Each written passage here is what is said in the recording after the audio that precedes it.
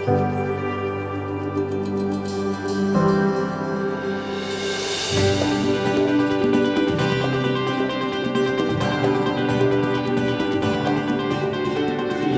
privileged to have Anne Gallagher with us. Please welcome Anne as she presents to us tonight her topic, Confronting the Globalisation of Indifference, Catholic Leadership and Migration. Ladies and gentlemen, I must begin by thanking Bill for that very generous introduction and the organisers for inviting me to deliver this address to the 2019 Thomas More Forum.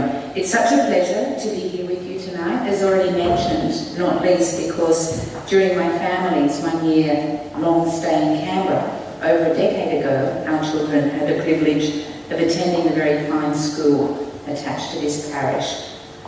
I remember thinking back then how appropriate it was that the patron saint of politicians, statesmen and lawyers was so well positioned to keep an eye on those just over the lake who are charged with guiding the future of our country. And synergies continue because after we moved down to the south coast of New South Wales, we were so very fortunate to have Father Emil as our parish priest at Maria for all the years my girls were at the primary school there. Now, going back to Thomas More, of course, he was much more than a statesman, lawyer and politician. We should not forget that this most accomplished of men was also the patron saint of family and marriage. His life, a shining example of love, generosity and loyalty to those within his care. And this seems all the more fitting for the subject tonight, which is migration. As has already been mentioned, a little over a year ago, I was elected President of the International Catholic Migration Commission by its governing council, which comprises representatives of the 53 episcopal conferences that are engaged in migration and refugee movements in every region of the world, including, of course, Australia. In my work as a UN official and advisor, I had numerous opportunities to interact with ICMC from the outside over many years, meeting its workers in the field, occasionally collaborating on specific projects, watching and appreciating this organisation's unique approach to advocating for the rights and dignity of the world's migrants and refugees. But nothing quite prepared me for what I learned over the past 12 months about this unique organisation, created in response to the massive displacement of the Second World War. Now, I hope you don't mind me pausing for a few minutes to share this short video, which captures the mission and the achievements of ICMC, which will be difficult for me to match with mere words.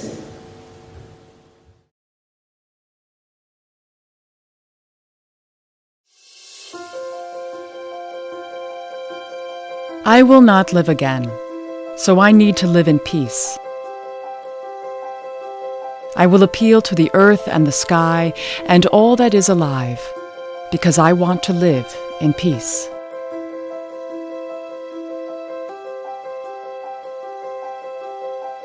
Pope Francis has said, "Allow me to draw attention to particularly vulnerable groups of migrants, exiles, and refugees, whom we are called to welcome, to protect, to promote, and to integrate." For over 65 years, the International Catholic Migration Commission, or ICMC, has upheld these four principles by serving women, children, and men who have been forced to leave their homes. ICMC protects the dignity and rights of uprooted people, regardless of their faith, race, ethnicity, and nationality, providing them with assistance, helping them to rebuild their lives, and finding a place to call home. Its story begins in the aftermath of World War II. Pope Pius XII founded ICMC in 1951 to form a worldwide network of Catholic Church-inspired responses to the needs of thousands of people displaced during the war. ICMC was soon granted consultative status at the United Nations, enabling it to collaborate with other agencies responding to migration challenges. One of ICMC's greatest accomplishments started in 1979, when over a 20-year period, ICMC resettled 500,000 Vietnamese, Cambodian, and Laotian refugees, mainly to the United States, and ran important education and health programs in refugee camps in Southeast Asia. Responding to diverse needs, in the late 1980s, ICMC started expanding its service to include Latin America, assisting displaced people through agricultural projects and legal documentation. Africa, providing food, shelter, and resettlement opportunities to the most vulnerable in Angola, Eritrea, Ethiopia, and Mozambique. The Middle East, offering psychological support to women and children uprooted by war, and providing humanitarian relief commodities, cash assistance, and healthcare services. In the 1980s and the 1990s, ICMC helped ethnic and religious minorities fleeing the violence in former Yugoslavia to find new homes overseas. It also supplied social and economic support to refugees returning and rebuilding livelihoods in their homeland in the Balkans.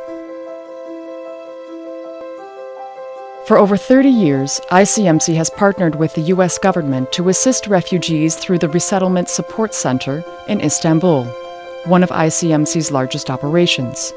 In the past 10 years alone, over 60,000 refugees were resettled to the USA with the help of ICMC. In 1998, ICMC launched a partnership with the UNHCR to create a deployment scheme that sends experts to UNHCR field offices to help identify and prepare refugees for their move to a new life. Migrants and refugees frequently face abuse, exploitation, and exclusion. Created and led by ICMC, the Global Migration and Development Civil Society Network, MADE, organizes civil society leaders and networks worldwide to advocate for rights-based policies benefiting migrants of all kinds. Since 2011, ICMC has coordinated the Civil Society Days of the Global Forum for Migration and Development, promoting agendas of positive change. ICMC works with governments and international organizations to create safe and legal pathways for persons fleeing violence and persecution, to find refuge, protection, and family unity in other countries. ICMC's work is also nurtured by the activities of its members, a worldwide network of Catholic bishops' conferences engaged in migration and refugee services and advocacy, exchanging best practices and informing policy agendas at the international and national levels. As governance of global migration evolves, ICMC continues to respond to the needs of uprooted people and their communities in every region of the world.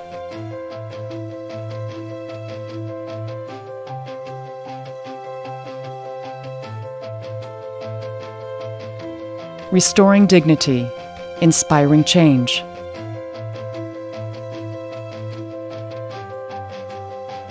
The day I live will not be repeated. My life will not be repeated. I want to live in peace.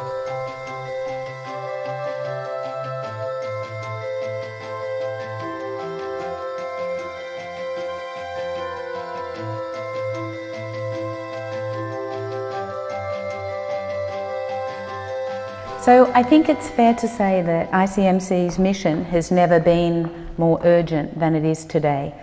I'm not alone in my conviction that we've entered a period of great stress and uncertainty. The faith in multilateral cooperation and multinational institutions that sustained us so well over the past century or half-century is crumbling before our eyes. Commitment to fundamental principles of human rights and justice that we thought set in stone have eroded across the board. And countries that have long been the leaders in our epic battles for equality, rights, and non-discrimination have fallen silent, or worse. And migration has become the flashpoint in this rapidly changing political and social reality. Increasingly, it's migration that is the lens through which governments and communities are interpreting and responding to the world. Some of you might have heard of Lampedusa, a tiny island on the South Mediterranean that belongs to Italy, but actually lies much closer to North Africa. Over the past 20 years, it's estimated that around 400,000 migrants making their way to the European mainland have landed in Lampedusa. At least 15,000 have died along the way. One incident in October 2013 attracted international attention. A boat overloaded with migrants sank within sight of the island. More than 360 men, women and children drowned. It later transpired that many of those on board had been the victims of extreme exploitation, subject to torture and extortion by criminal gangs who prey on migrants desperate to escape poverty, violence and political oppression. Now, this tragedy was all the more poignant because just a few months earlier, Pope Francis had chosen Lampedusa as the site of his first pastoral visit outside Rome. He celebrated Mass in a makeshift shelter using liturgical objects, including a chalice and lectern that had been fashioned out of wood salvaged from flimsy boats shipwrecked on Lampedusa's coast. The Holy Father's homily was simple and direct. He prayed for forgiveness of those, and this is a quote, who are complacent and closed amid comforts which have deadened their hearts. He spoke of the moral culpability of individual officials who make decisions that impact on migrants' lives and deaths. Most memorably, he called out the globalization of indifference, lamenting that we have become used to the suffering of others. It doesn't affect me. It doesn't concern me. It's none of my business. Almost 6 years on, and the Holy Father's message is just as relevant as ever, and perhaps even more urgent. While migration has always exacted a heavy toll on individuals, communities, and nations, there's been a recent sharp increase in both the scale of the movement and the suffering that migrants are compelled to endure. Today, there are more people living outside their country of birth than at any other time in human history, and there are more people on the move than ever before.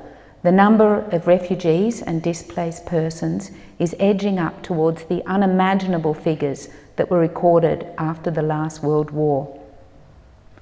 And international migration itself has become increasingly hazardous and expensive. Countries that migrants most aspire to, because of the promise of freedom, safety and opportunity, are making entry, both legal and irregular, harder than ever. This forces migrants, including refugees who have a legal right to asylum, into the arms of those who are able to help them circumvent ever-increasing controls. I think it's important for us to understand and appreciate that countries have reacted to the challenge of migration in very different ways. Some, often neighbouring states that can least afford it, have done more than what could reasonably be seen to be their fair share. For example, in just over 12 months, Bangladesh absorbed almost 1 million highly distressed, highly vulnerable refugees fleeing sectarian violence in Myanmar. Late last year, I visited Jordan, where at one point refugees from Syria made up over 10% of the population. In the same trip, I also travelled to Lebanon, where the figure is incredibly at least 3 times higher. So what that means is that 30% of Lebanon's current population is comprised of refugees. I came away from that trip with the knowledge that the international community owes a great debt to those who have opened their borders and their hearts in such a way. We all know that elsewhere things have been very different.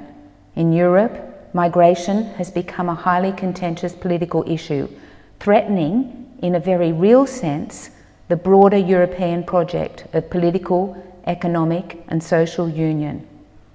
Here in Australia, geography has kept the number of unauthorised arrivals comparatively low, but the reaction to those who make it across the vast, hostile ocean has been consistently fierce, and many would argue largely indifferent to human suffering.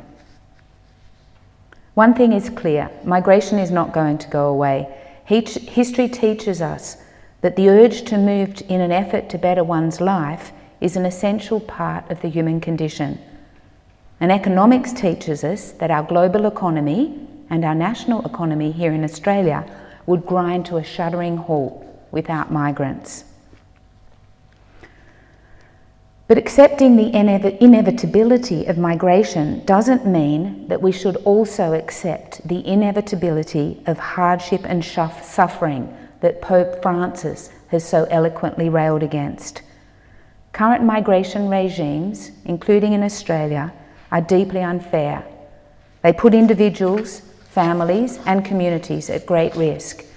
They disempower and often criminalise migrants. They rob workers and reward exploitation. They deprive millions of women, men and children of the most basic rights, including the right to be recognised as a person before the law and the right not to be discriminated against. And, as the Holy Father has pointed out, they've encouraged the malign growth of an indifference to human suffering, a deadening of our collective human heart.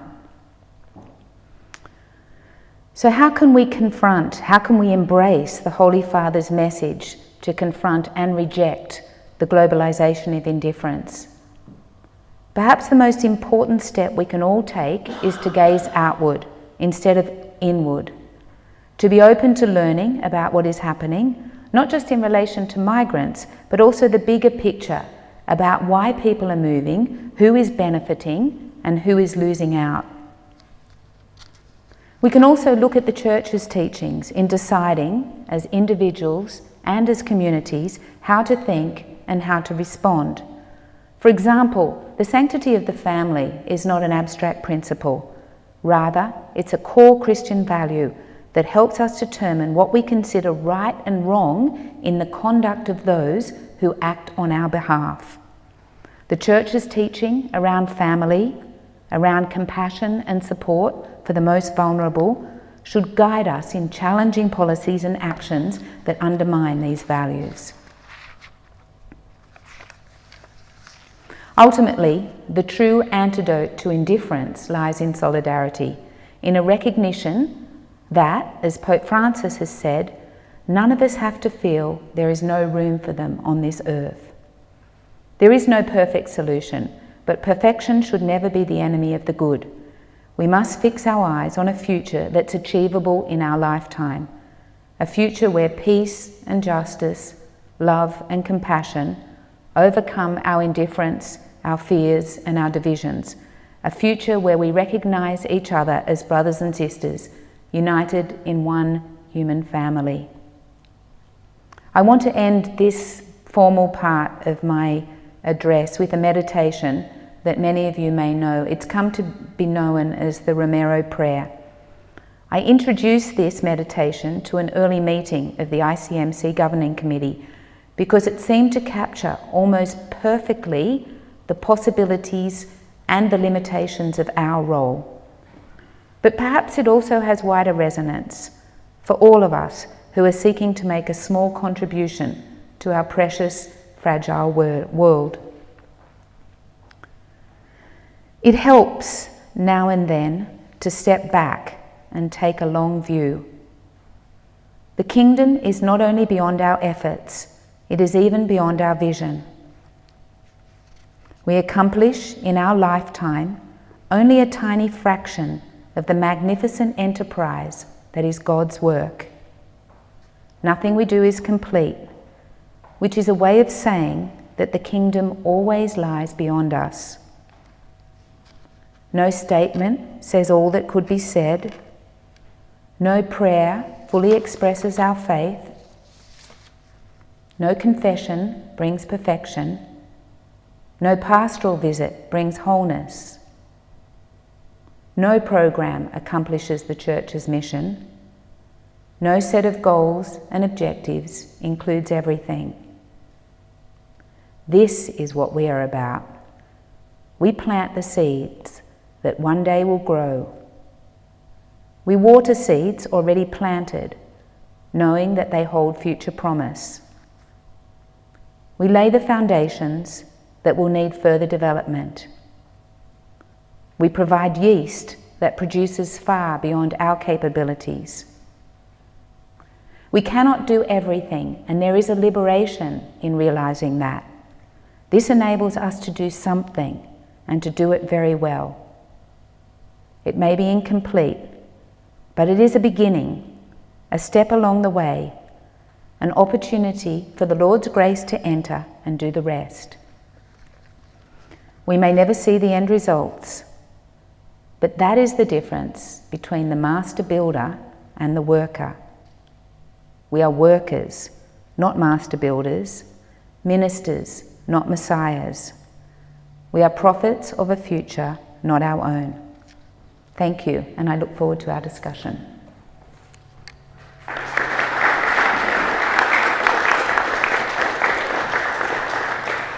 Why are the refugees mostly young men? Where are the families and old people? Okay, great question, Coral. I think refugee flows are different all over the world. So, for example, the refugee flows we've seen out of Syria into Europe have been comprised of largely of families. Now, what happens in many situations is that, as I explained before, it's become increasingly difficult, if not impossible, for refugees and migrants to move without the help of facilitators, without the help of those who they can pay to get them from one place to the other. Now, for many families, this is a very expensive business. It's a very lucrative business. When I'm not doing ICMC work, I'm actually specialising as an international lawyer in migrant smuggling, as well as in human trafficking. And it is truly a business. Now, what many families will do is to pool their resources because they can only afford to get one person out of the situation, and they'll choose the youngest and the strongest and the one who is least vulnerable to the journey, and the one who will be able to establish a life as quickly as possible that will allow them to potentially bring the family over at a later time. So that's my understanding of how we see these different dynamics in how refugee flows. Some of them are made up and seems to make fairly good sense to me. Could the manner of your election to leadership of the ICMC be a model for how to achieve lay and female leadership in the church? Oh, well, that's a great question. I'm the first female president of ICMC, the first woman president, I should say. I was very much elected, I think, on a platform of change and renewal. I would venture to say that my election may have been less likely 5 years ago or 10 years ago.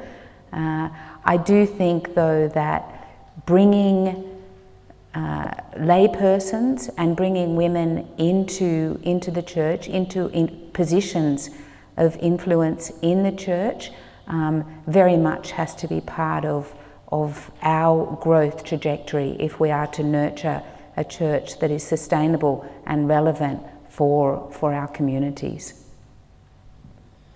Thank you.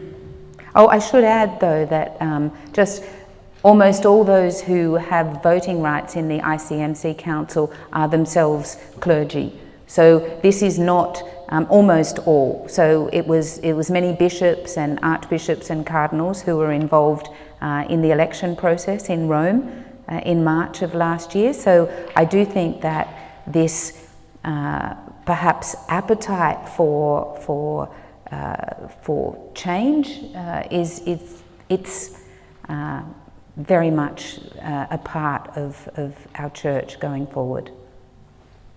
Is the Catholic Church in Australia doing enough to confront the policies that create extraordinary suffering for asylum seekers seeking refuge in Australia? Well, I think I'm not really. I've lived overseas and for a long time, and my work is very much focused on the international level. So I feel a little nervous about pronouncing on the Catholic Church.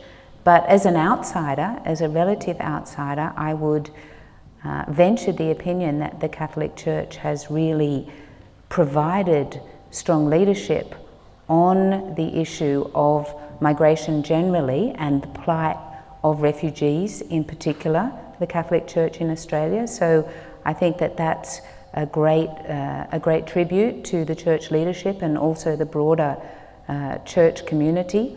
And taking this the next step, we really have a dearth of international leadership on this issue, and Pope Francis has, I think, with his words, with his actions, with the inspiration that he has provided over the past years, I think he's really given great moral and spiritual leadership on this issue, and we can all just be very, very grateful for that.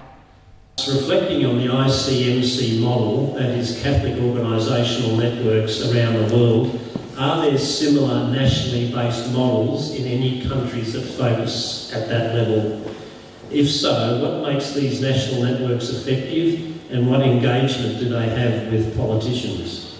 Well, I think, yeah, that's an interesting question, and I'm not sure if I have a complete answer to it. ICMC is very unusual in that it does these two things simultaneously. It combines principled advocacy, so we're out there advocating for better global policies all the time on migration. I was in Morocco at the end of last year as the international community adopted the Global Compact for Migration, and we had been behind that all of the way. And you saw on that video other examples where ICMC is really leading the civil society response on this issue. So we do a lot of this policy work, but ICMC is also an organisation that does direct good work, service delivery. So we're out giving medical and psychological assistance to refugees from Syria that are in Jordan and Lebanon, for example. We're processing refugees who are, unfortunately,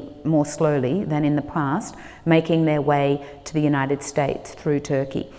We're doing all of those things. I think there are different Catholic organisations working in this space. We work, for example, very closely with Caritas Internationales, and then of course Caritas Internationales, which doesn't do the direct service delivery, has its direct line to all of the national Caritas organisations that are doing, I think, amazing work in this and related areas.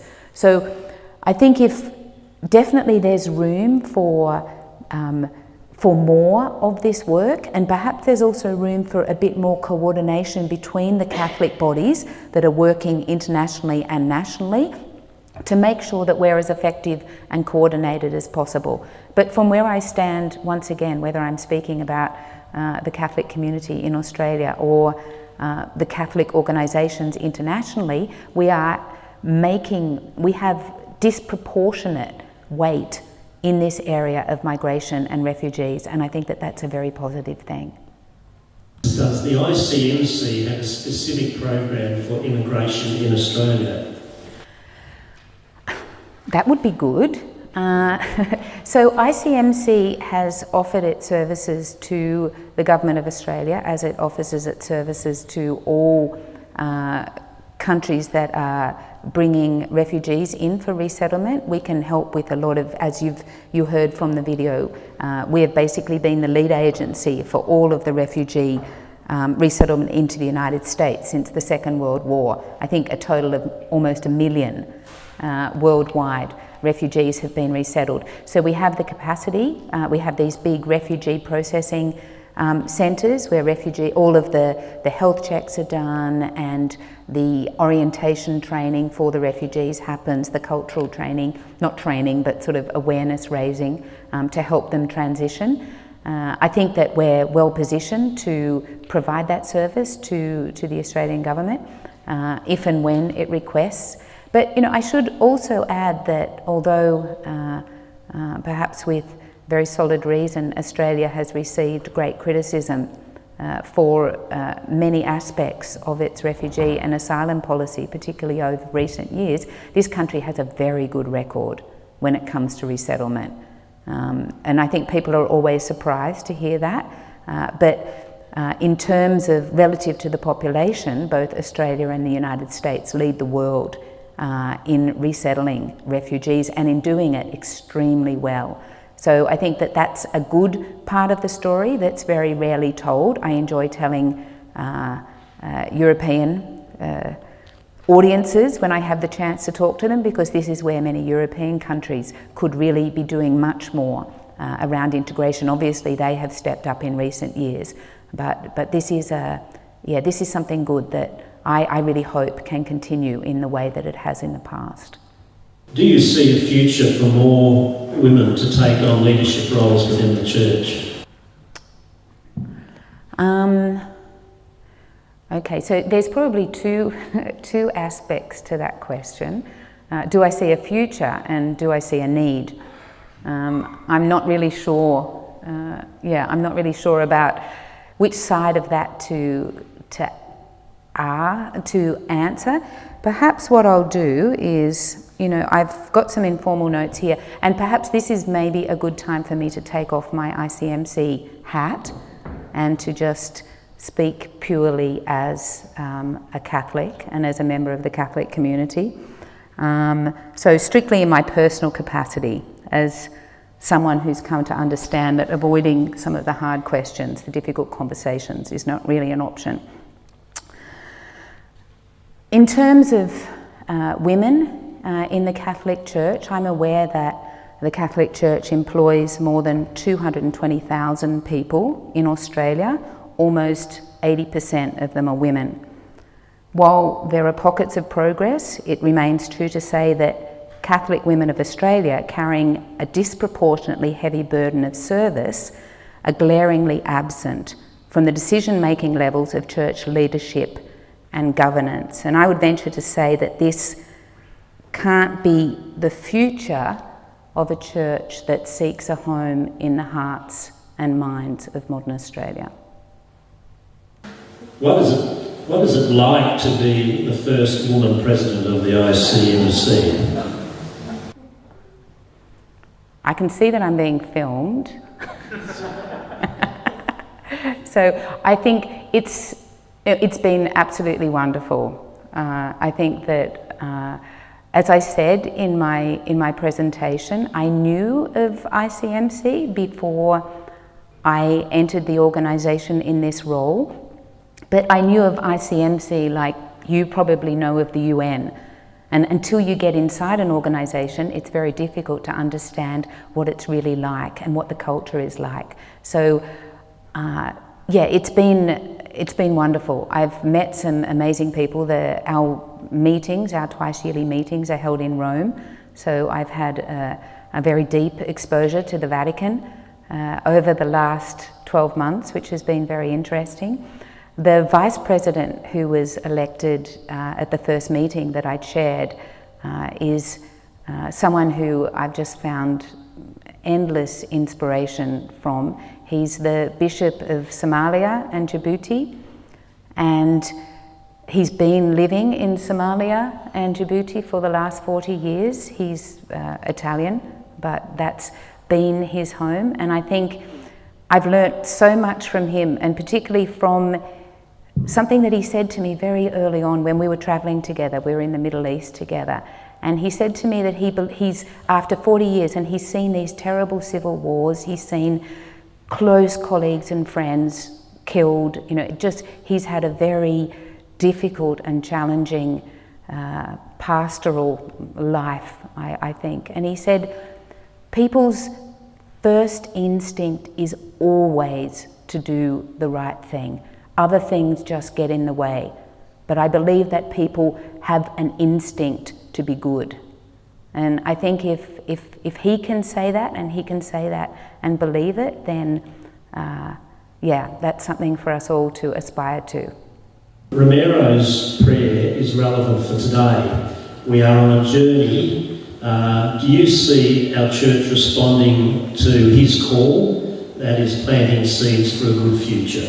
I need to take my ICMC hat off and to speak as a Catholic, and strictly in my personal capacity, and to say that I'll speak more generally around those remarks, but I think we all know, and it's already come up a couple of times tonight, about what's happening to the Catholic Church here in Australia and more broadly.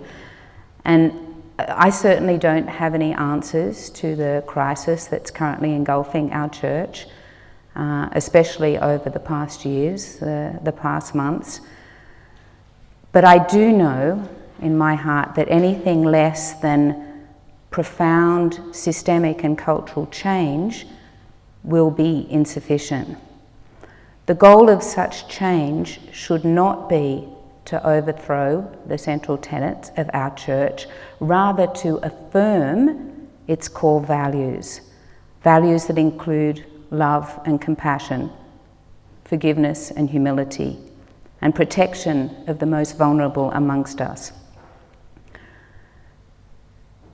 But I also believe that affirmation of what the church stands for won't be enough. If the Catholic Church is to grow in moral stature and authority, I believe that it needs to embrace true accountability, however painful. It needs to interrogate and reform systems and cultures that have enabled abuse and exploitation. It needs to acknowledge and redress the stark power imbalances between the clergy and the laity, between men and women, that have long facilitated abuse and continue to obstruct meaningful reform. And if I can just give a final word on that, I think it's important for us all to acknowledge that change, wherever it happens, it's almost always frightening.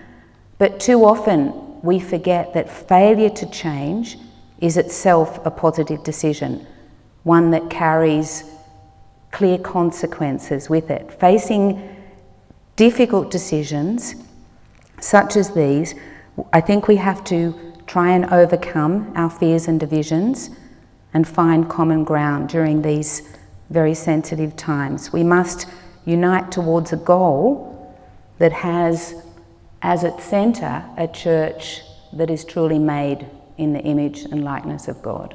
Has your Catholic faith been challenged in these troubled times? Oh, you're really putting me on the spot this time.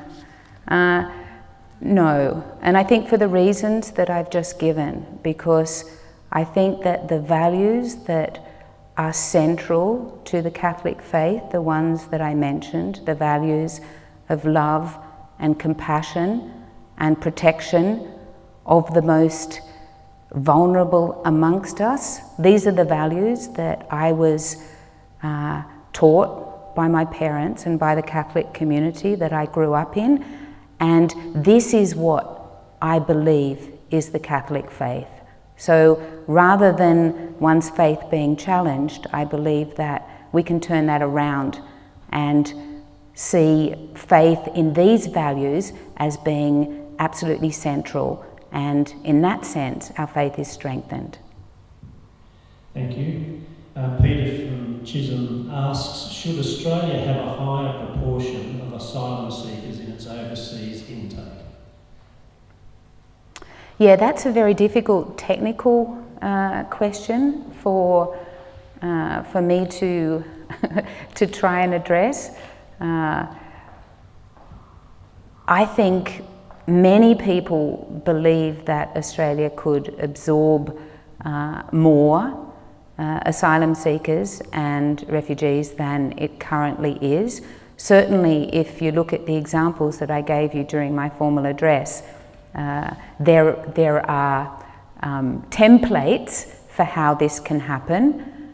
At the same time, I think that we need to be pragmatic about this. We need to ensure that we maintain a society that retains the values and the qualities that have made it so attractive for refugees and asylum seekers in the first place. This is something that's discussed very much in Europe at the moment, for example, where we see that migration policies that have perhaps been enacted without sufficient planning and resourcing, for example around resettlement, have stoked the fires of political sentiments that will end up being a net negative effect for what we would see to be a good asylum policy. So I think there is a need for